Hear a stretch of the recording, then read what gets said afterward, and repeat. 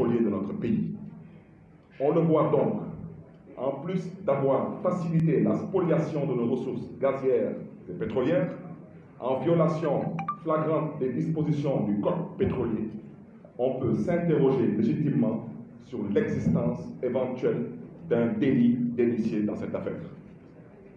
Chers compatriotes vivant au Sénégal et de la diaspora, mesdames et messieurs les journalistes, les rares Sénégalais qui espéraient légitimement voir le président Macky Sall faire son mea culpa ont dû déchanter. Au lieu de cela, M. Macky Sall et son régime, patrimonialo-affairistes, se laissent aller à la tentation de la manipulation de l'opinion et de la menace. En effet, comme tous les régimes délinquants, parce que c'est de ça qu'il s'agit, nous avons en face de nous un régime délinquant, celui de M. Macky Sall veut noyer le poisson sur la nébuleuse qui entoure l'attribution de ces deux blocs à Petro-Tim Limited. Il tente d'instrumentaliser la machine judiciaire contre les dignes fils de notre pays qui ont publié le rapport d'inspection générale d'État. Au lieu de poursuivre les véritables responsables de ce scandale, c'est-à-dire ces délinquants en col blanc qui se trouvent au sommet de l'État.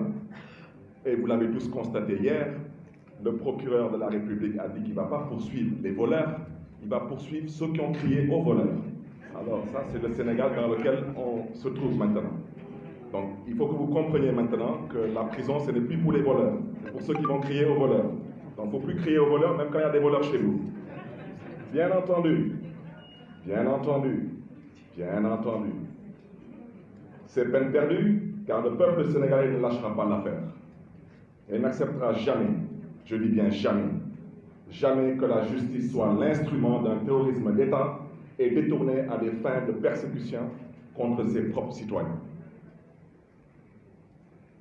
Nous ne céderons donc pas à la tentation de la diversion, aux menaces ou à la dissimulation.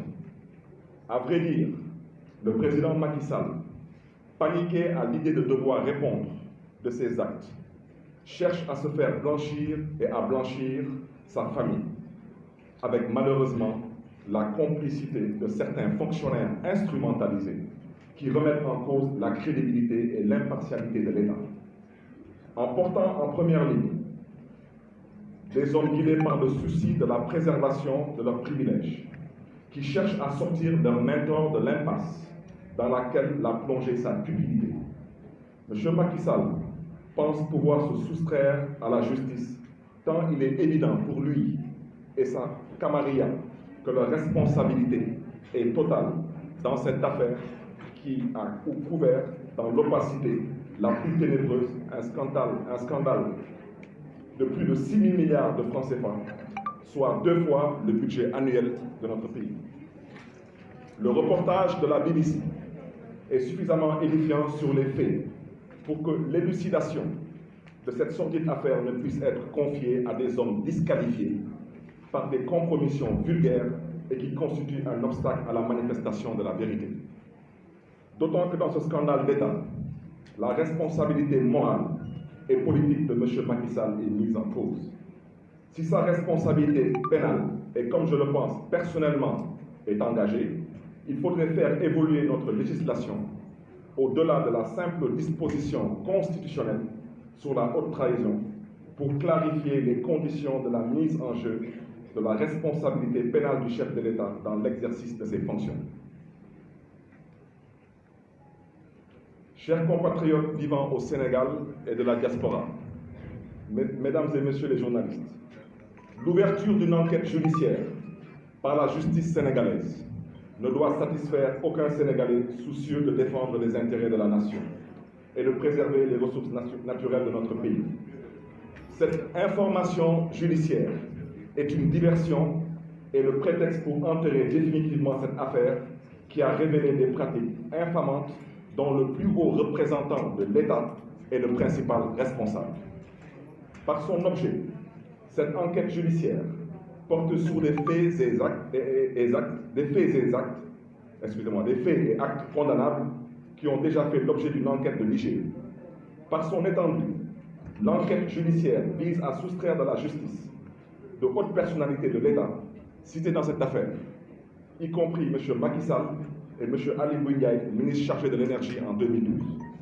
En effet, cette enquête judiciaire sera confrontée à des limites objectives, notamment dans le cas où, pour les besoins de son enquête, le juge d'instruction devrait entendre M. le Président de la République et les ministres qui bénéficient du privilège de juridiction. L'enquête judiciaire, ouverte par le procureur, ne doit pas servir d'alibi pour étouffer cette grave affaire. Chers compatriotes vivant au Sénégal et de la diaspora, mesdames et messieurs les journalistes, ce qui est ici en cause, c'est l'image honteuse de notre pays, minée par des pratiques réprouvées par la morale et par la loi. Pratiques dans lesquelles la plus haute autorité de l'État est soupçonnée d'être directement et personnellement impliquée. Suivez mon regard. Aliou Sall, CDC, Aliou Sall, Air Sénégal International, Aliou Sall, Aviation, Aliou Sall. On peut continuer encore?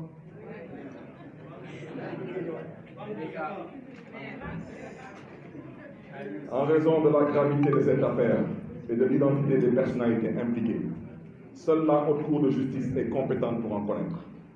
Il est évident que les faits imputables à M. Macky Sall et à M. Ali Ngouille Ndiaye sont constitutifs d'infractions graves de nature à justifier leur mise en accusation.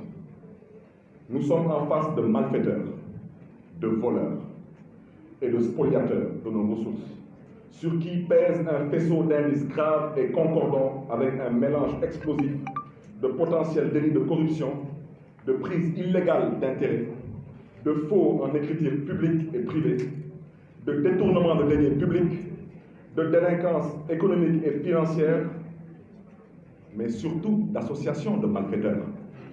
Autant de probables infractions qui interdisent toute forme de tergiversation. Je terminerai bien sûr en disant que nos dirigeants actuels n'ont pour vision que l'intérêt, pour ne pas dire que leur intérêt. Peu de considération morale sur les moyens, guère de contraintes d'opinion, mais une forme de cupidité extraordinaire. Il faut donc aller à l'essentiel, exiger toute la lumière et surtout être ferme sur la récupération de nos avoirs spoliés. J'invite le peuple sénégalais à ne rien céder sur la spoliation inacceptable de nos ressources pétrolières et gazières. Il faut mesurer à sa juste valeur l'ampleur de ce scandale.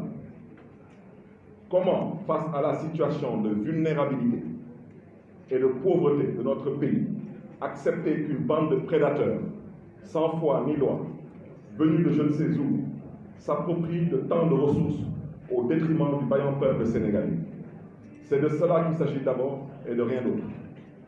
Enfin, et parce que ce qui est en cause, c'est l'image que notre pays renvoie à la communauté internationale, il y a lieu également de saisir les autorités boursières et judiciaires aux Royaumes-Unis et aux États-Unis d'Amérique pour les amener à ouvrir une enquête sur les graves accusations portées contre BP. Face à un scandale de cette ampleur, j'invite tous mes compatriotes à ne pas se laisser divertir et à se mobiliser pour préserver nos ressources naturelles. Et c'est la raison pour laquelle nous vous invitons à répondre à toute initiative de mobilisation, de protestation pour la sauvegarde de ces ressources naturelles.